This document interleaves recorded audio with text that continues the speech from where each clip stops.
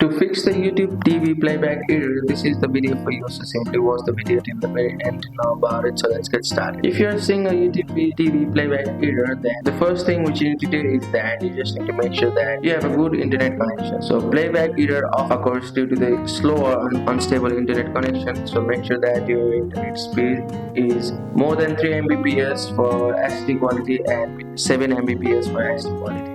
The second thing which you can do is that you just need to close the YouTube TV app and simply open it again. And sometimes by doing this, you'll also help to fix the playback error which is occurring on the YouTube TV app. The next thing which you can do is that you simply open settings on your iPhone and open general. And under general, you'll see the option of iPhone storage. So click on it.